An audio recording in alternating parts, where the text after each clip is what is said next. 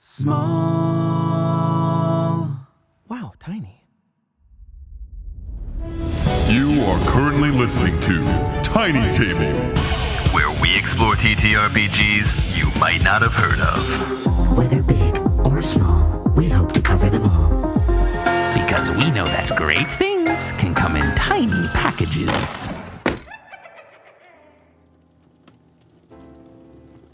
Hello and welcome to Tiny Table, where no game is too small. From rules to rolling to review, we teach RPGs so you can play too. And today, we have a very special guest here on the podcast. Please welcome to the show, Sabrina Hawthorne. Woo! She is the writer of many games, including Broke Wizards, which we most recently played, along with Bring the Stars Home to Me and her current project, Clash, Shonen Battle Roleplay. And Sabrina actually submitted her game to us and was the, winner, you would call it, of our first community poll that we first put on our Tumblr and then our Patreon. We will be hosting these polls periodically, so if you are a game designer, please feel free to submit your game to us through our email, which will be in the description. And if we like it and we think it's good for our podcast, you might make it onto one of these polls and you might be here one day. So before we get into the interview proper, Sabrina, tell us a little about yourself. We'd love to learn just a bit about you before we dive into the questions. Hello, Tiny Table's crew and audience. I am Sabrina Hawthorne. I am an author, collector, and enthusiast of tabletop RPGs. I have been writing games since I was 19, and I published my first game several years after that. I don't know. Those are my bona fides, really. I've released 6 games. I've got my 7th on the way, which has been introduced. And I am honored as all heck to be on the show with you guys. I'm beyond flattered. We're honored to have you here.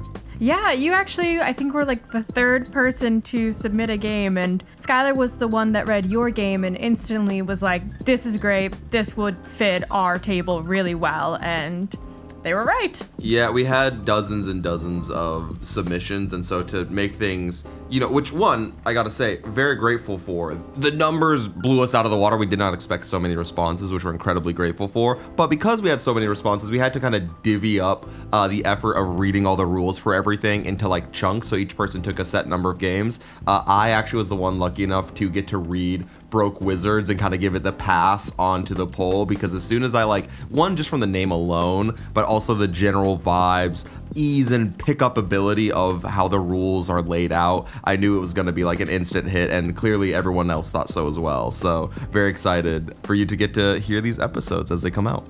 I cannot wait, and it makes me so happy that you enjoyed the game as much as you did, and that it sounds like it was such a great fit for the table. I love Broke Wizards. It was only my 2nd published game, but to this day, it's probably one of my most playable. I'm very proud that it has made it this far. Fantastic.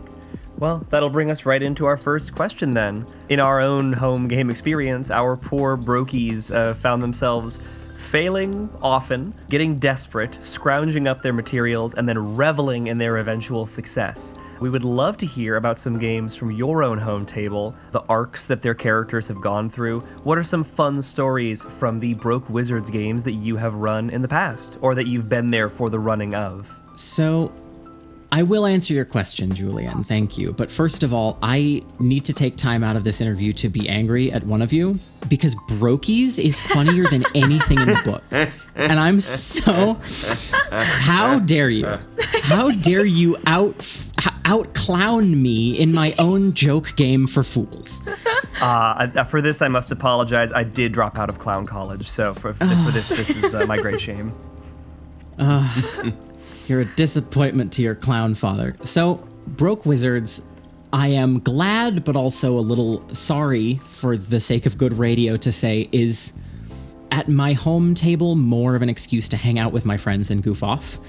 Clearly at Tiny Table, you take the systems you run very seriously, and that is such a huge honor to have my work spotlighted amongst the other games you've played, and I can't help but feel like the other people who make the games you play probably feel the same. You treat our systems with an amount of care and attention and respect that really makes us feel like professionals. I don't do that with Broke Wizards. Broke Wizards, I really love it as a thing that I have made, and as a game to play, it's an in-joke. My friends do not play characters, they play self-inserts. We do not have adventures. We make jokes about our time in college or just as young adults. I could not tell you for the life of me the arc or a funny in-fiction moment from any Broke Wizards character.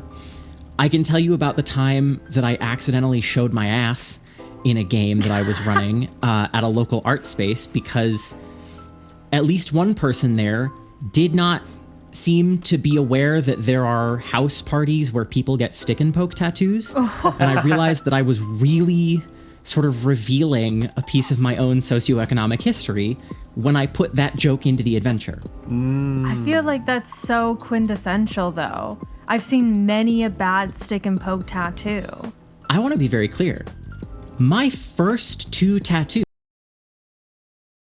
Punk House, by the same person for the cost of a Yankee Candle each. I love them dearly. That's amazing. But I think that that's kind of perfect. Like, I think that some TTRPGs just should be that. They should just be fun, you know? I've referred to that on certain like postmortems from different games where the system, if it's a game that we had wished we had been able to just spend kind of a chiller off mic time with it, I call them like roll 'em up and smoke 'em games, and Broke Wizards is definitely a roll it up and smoke it kind of game where I'm just trying to chill out in this game. This is a game about chilling out. I'm very, very glad that the intent behind Broke Wizards carried through so clearly.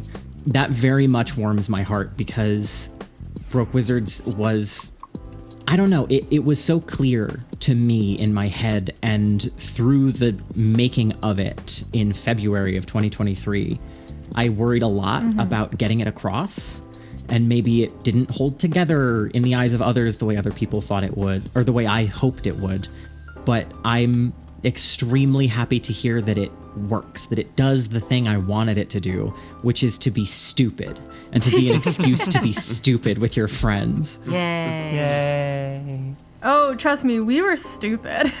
Yeah, absolutely. I am beyond excited to listen to these episodes. You have no idea. Yeah, it's the type of thing where it is a TRPG, so you are doing, classic things of the genre of, embodying a character, making someone who's similar to you, but maybe just a little different in terms of, circumstance to fit the world or the narrative. But at the same time, the ease of which it's picked up and the level and type of interaction you're having between the players and, the game master makes it feel kind of more like a board game or something, like something you just like whip out at a party randomly, rather than something that you sit down for hours and hours, cranking out like a long form campaign, which I think is like nice. Like Julian said, it's that roll 'em up and smoke a blunt with it type game. You can kind of just pull this out anywhere, and I love the accessibility for that.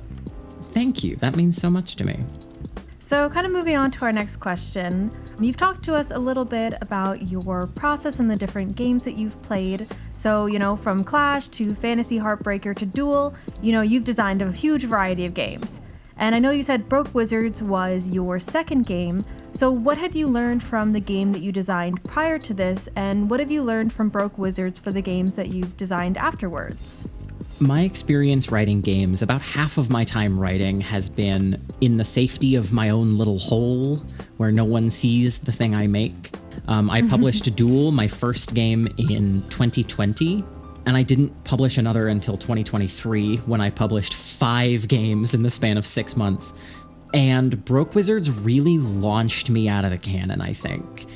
It was such a clear image once I had the idea that I took the opportunity of Zine Quest that year, or Zine Month, and I just powered through it. Like, I spent about a week and a half with it. I had a friend over to take pictures for the art. We edited them on my partner's iPhone, and we kept all the grainy nonsense because it was so core to the vibe. It started a process that I'm very glad to say continues into the modern day, which is that everything I make teaches me something.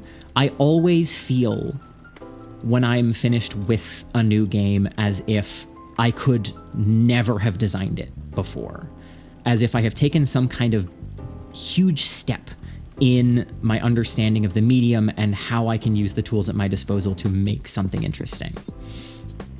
The thing I really learned from Broke Wizards is that there is such a thing as too few verbs.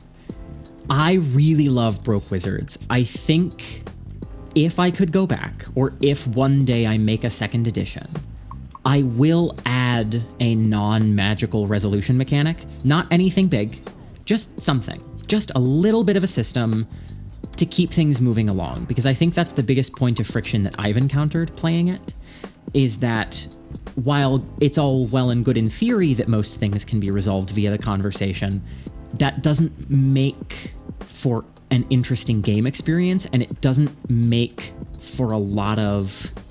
It doesn't prompt you a lot to make jokes unless you are casting a spell. So that downtime can maybe feel a little bit flat. And I think that's a pitfall that I fall into, because I very much approach things from the school of design by subtraction. I very much believe that if I can make a game do what I want in less space than it currently takes up, I should. But that can kind of bite me in the butt sometimes. I can kind of make games that aren't necessarily complete just because they technically have the focus that I'm looking for. So in my future projects, I try to give things a little bit more meat on their bones. Even if it's not strictly necessary, I always feel as if adding just one more little hint of a system, or just one extra little piece of scaffolding to a system, can just help it feel a bit more robust. I think that's probably my central lesson that I learned designing Broke Wizards.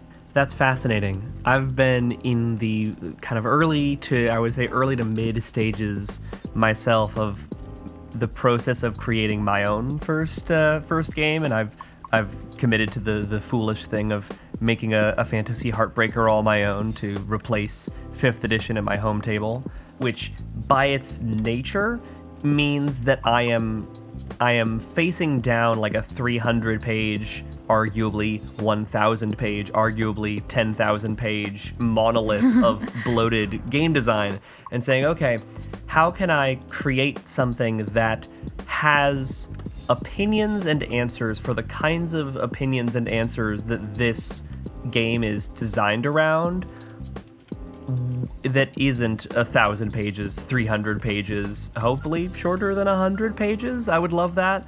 And so I very much vibe with the design by subtraction element, but I find that in my time of like tinkering with it, it's difficult to rein in that sprawl because of the nature of working backwards off of an existing property. Like, I can't subtract too much, or it fundamentally like isn't a grimy go in a dungeon and do a thing fantasy heartbreaker anymore. Now it's like a rules light story game, and that's not really what I'm trying to write. So I'm inspired by your design by subtraction principle, and I want to try my best to keep applying that as I go to avoid that bloat.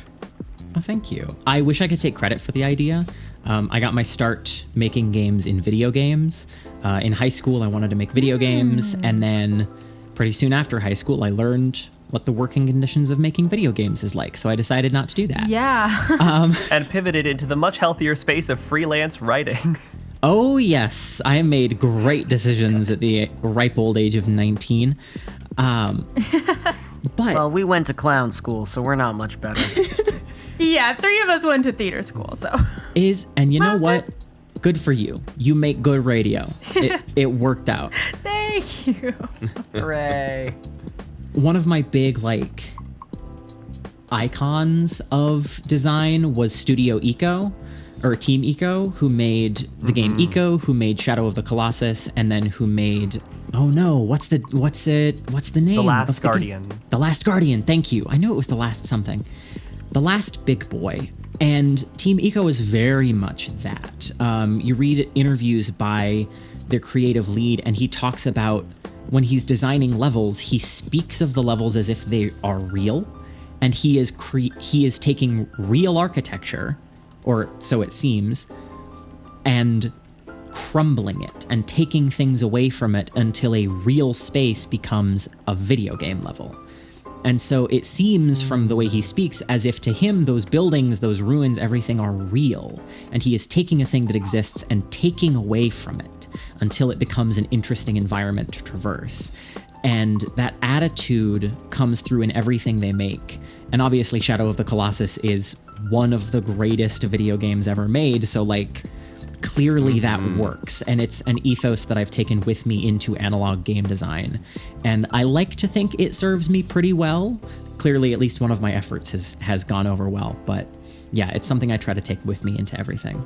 It seems like it functions pretty well because, again, Broke Wizards is a super easy to pick up game, and I think because all the fat has been trimmed off, it makes it so approachable, but it does also seem like I feel like that has to be hard, right? Like, I'm not a game designer, but when I, approach making music, I always come from the idea of like, this is a baby of mine. I want to add more and more and more, like another layer. Let's do another thing. Let's add this extra idea. And so the idea of like trimming away until it's just its core concepts, like something about that as a creator myself, like I have infinite respect for it, but like it feels like must be so hard to do. Oh, it kills me. Oh, it kills me. I have folders. I have so many quarter-page documents, notes in my personal notebook, scraps of paper on my bedside that are, hey, this didn't work in something, but I refuse to kill it. I refuse to kill it. It has to work somewhere. That's actually where Clash came from. Clash is like 3 steps down the line of, oh, I want to make this. Well, this idea for that doesn't work, so I'll make this about it. Well, this idea for that doesn't work, so I'll make this about that. Like, I also have that instinct. I think all artists do. I've circumvented it by hoarding them. By always having them on hand, just in case something down the line will work perfectly for this little cog, this little gear that I've imagined. And sometimes it even works. You keep that motherfucking thing strapped. You have no idea. I have mentioned in our off-recording conversations that I'm an archivist, and that came purely from passion. That came from my real-life desire to never throw anything away, and it's gonna follow me for the rest of my life. It is a true blue instinct, and I don't think it's a bad one. I just think we need to aim it in productive ways as artists. To try to somewhat segue that into our next question, you've also recently written on your desire to fortify and unify the RPG community. We'd actually love to hear more about your recent ideas on the RPG artistic space. How have artists and players in the community responded to the first posts? I'm very honored that you're asking me this question, and I'm going to spend the whole time decentering myself because I truly am not at the center of this conversation, and I wouldn't want to be if I were. So first things first, I would like to give a shout out to the person who made the actual first post in this ongoing conversation that is happening on Tabletop Tumblr, who is Rowan at Rowan Sender on Tumblr. They made a post on TTRPGs and art spaces, and a couple reblogs down the chain. Aaron Voigt, Monster Factory Fanfic on Tumblr, put that on my dash, and it was apropos of a project that I'm doing in my local art community, and so I decided, hey, nobody's done it yet, I may as well, and I started a group chat of some people in my corner of the RPG space, including Rowan and Aaron, and our very own game mistress, Julian, and we have been talking about what we have dubbed the Hydra. It's sort of the multi-headed, the many related problems that are sort of facing the RPG world, both the industry, the hobby, everything. Number one, the people in that group chat have been bringing forth incredible ideas, and we are planning on putting together a more organized space so that we don't stay at the center of the conversation. We do not want to have authority. At least I certainly don't. I think these problems are something that we should all be tackling. Things like the insular nature of this community, the fact that there's no real gradient between the people who are hardcore fans of The Big Table and people who are hardcore fans of zines made within a month. There's not really a gradient there. There's all sorts of these like communal and industry problems that are related but are also very separate from one another. And I think that nobody is best equipped to handle these. And so my goal putting this chat together was, well, I know these people and they have to know something, so let's talk about it and then scatter to the winds and bring those ideas and those organizing principles back to our respective local communities and start the conversation over there where more people can give input and the ideas we come up with can be thrown out if they need to be or adapted to different circumstances. All to say, it's been incredible. I've gotten a ton of notes and suggestions and replies on the post that I made that I have not even gotten to all of yet. Like, people have thoughts, they have opinions, they have experiences. And it's very heartening to know that this community cares about its own longevity and about the health of the industry. It's just that I think this is fully me speculating. I don't have data on this, but it feels to me as if people have felt like there's no place to start. We are experiencing a community-wide analysis paralysis. So my only sort of like input that I super want to give on any large scale is, hey, here's a starting point. Here's the cloud seed. Let the storm build from there. Because somebody's got to do it. I'm not the best to do it. I just did it. Which is also gotta do it. Somebody, which is also advice to those listening who want to do things to improve the community. Talk to people about it. Get involved. Come up with ideas. And if they don't work, that's okay. That's how game design works. You implement, you throw it away, you iterate. Kind of to speak on almost my own experience, when I first made that Tumblr post asking people like, hey, send us your games, all this, it was really just on a whim. Like, I just was like, oh, why not? Like, we didn't really know what we wanted to play next.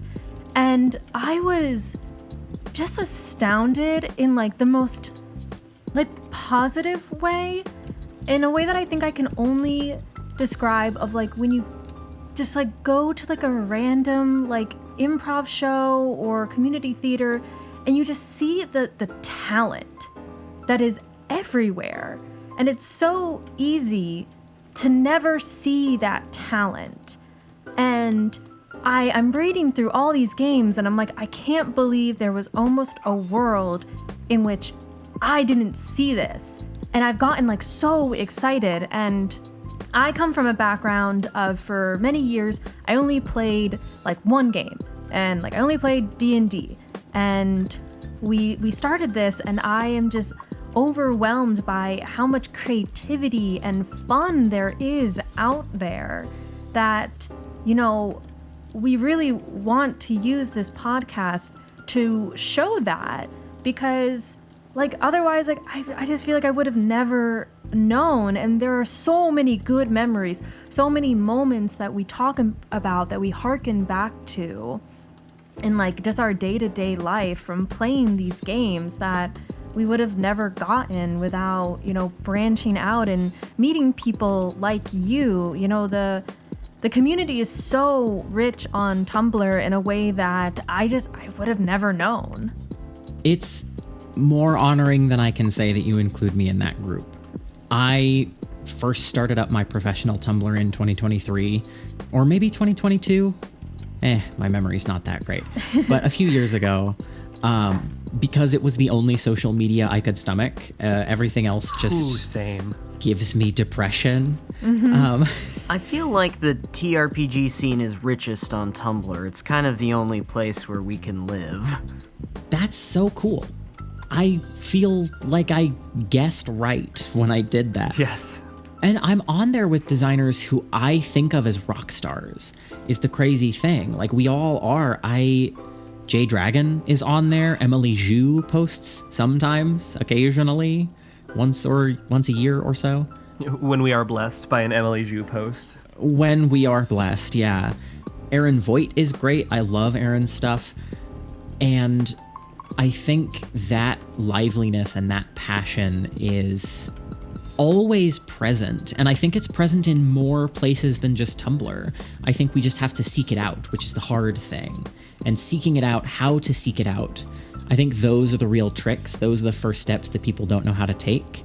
And something I care a lot about as a GM, as a designer, and as someone who must, by necessity, appear in public sometimes, is to show people those first steps, to show them the door, because once they get through it, the rest is easy. Yeah, the hardest part of doing anything is starting. 100%.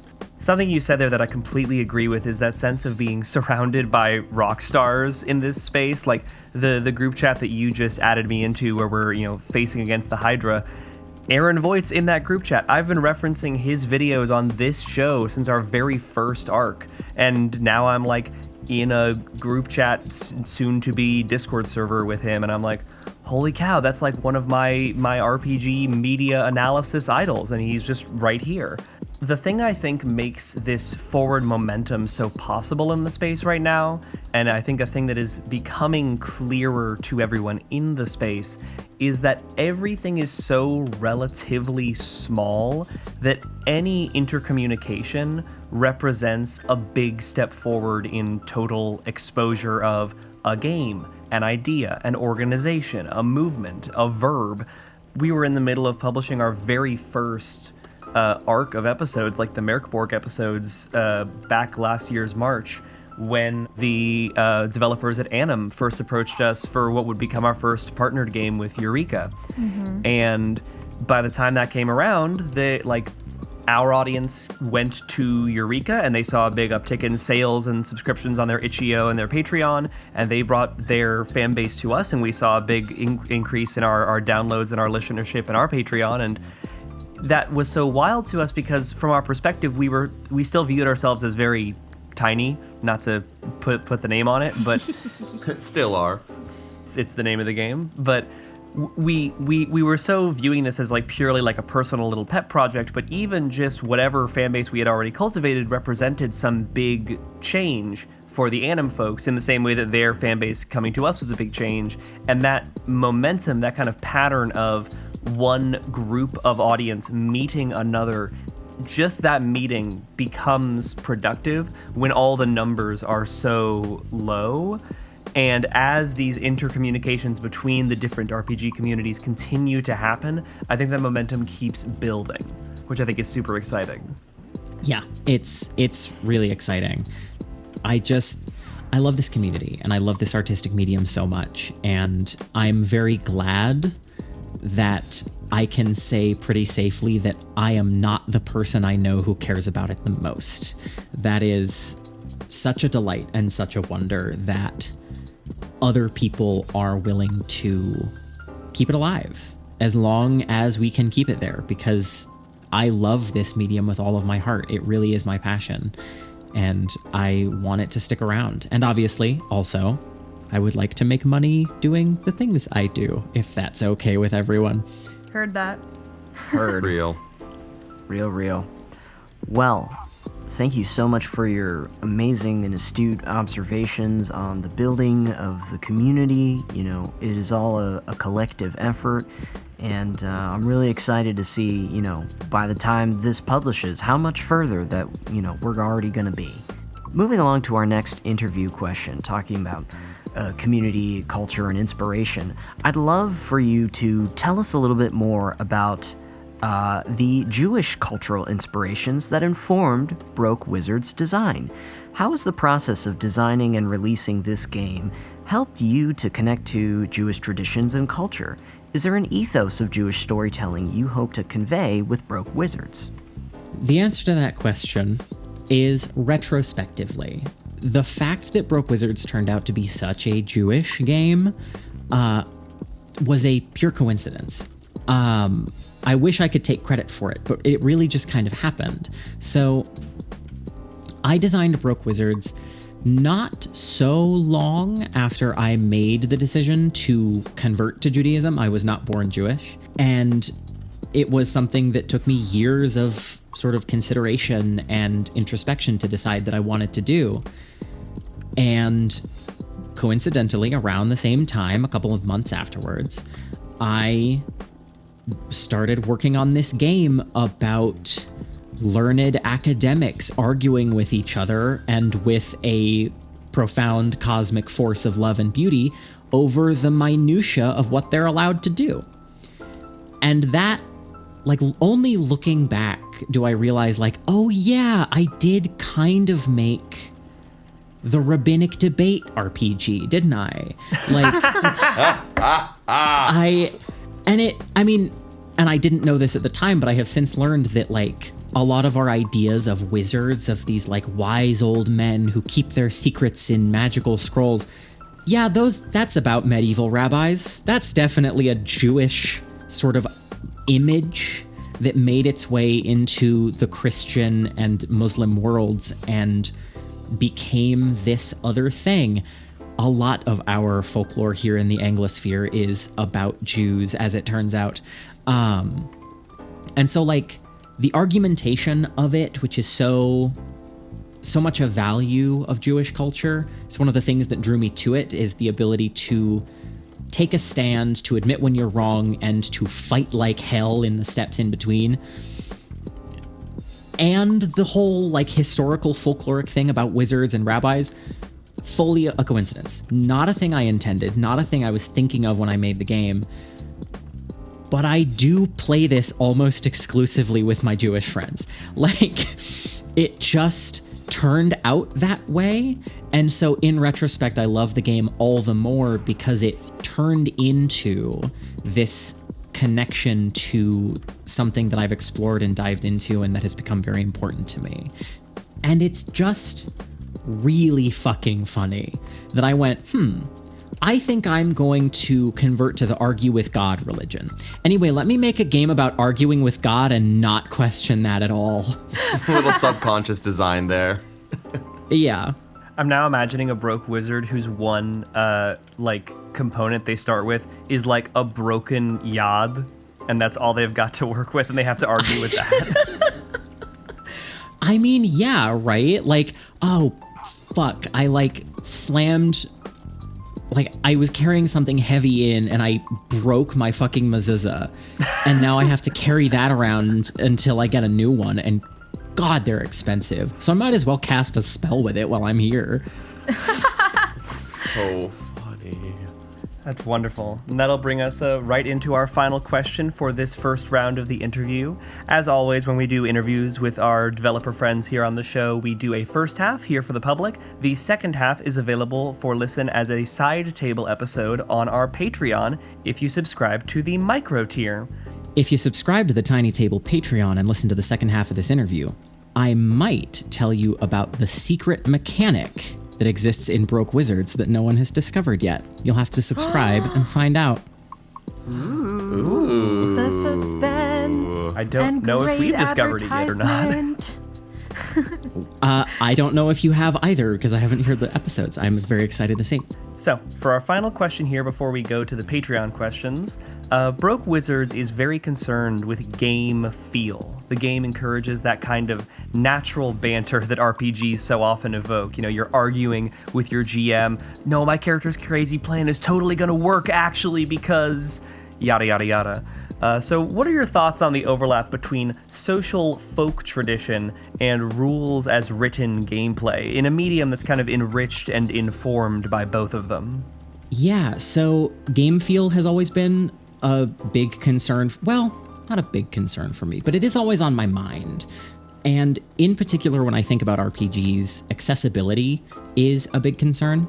When I was thinking about Broke Wizards, like the initial idea was argumentation. I was taking that thing that players do, kind of regardless of table, of like, well, the wording of this ability suggests, like, it really is a rabbinical debate, like, let's interpret the text and make an argument from there. And again, coming from video games, I don't know if anyone here is very familiar with competitive fighting games or with fighting game design. Hi. Hi. Wait, hello. You're talking It was gonna- right, girly. Yo, did you watch Capcom Cup though? Yo, did you watch that It run was- from Blaz though? I'm so sorry. I'm a Rivals 2 fan. Wow. Okay. That's legit. I'm sorry. I struggle with arcade fighters. It's platform fighters for me. I can't. Okay. I'm sorry. I have no excuse. No, you're legit. Rivals is dope apologize. as hell. I love Rivals. I want to main Rano when I finally pick it up. Anyway. And Julian, you are a fan of fighting games, so correct me if I ever get details wrong in this story. But I have heard it told that in the design of Street Fighter 2, when they were first introducing combos as we understand them now in arcade fighting games, the way the designers went about introducing some of the simpler combos was to map their button inputs to inputs that a new player would likely hit by accident. So there might be combos that are bound to hold back down, like downward attack or low attack. And so the idea is that a new player, not trying to do a combo, but just panicking and button mashing, will by coincidence do some cool shit, and then intrinsically, by way of pure discovery, be motivated to learn more about the system so that they can do that cool thing again. It creates this loop of a person wanting to explore and master a system because the system approached them first. It said, hey, the thing you're doing, keep doing it. And that creates a positive relationship with the game. So one of the benefits that I realized as I was writing Broke Wizards is that it does this exact thing. The idea originally was kind of a joke. It was, what if we take the, hey GM, will you let me do this if I list out a thesis of why it would work? And what if we just made that a mechanic, right? And that's kind of a funny bit. But then as I'm writing it, I go, oh, this is great actually. Because what it does is it primes an uninterested player to engage. It takes someone who may not be paying so much attention, who might, for any reason, not be so interested in exploring and mastering the system of the game they're playing with their friends, and it says, hey, that thing you just did? That's sick as hell. Do it again.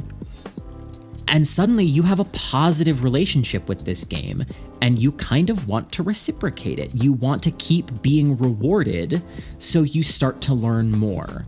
And I think that's one of the fun sort of game design coincidences that happened with Broke Wizards, is that it adds that level of not only accessibility, but a feeling of being welcomed when you play it, that it wants you to play it, and that it wants you to have fun with it.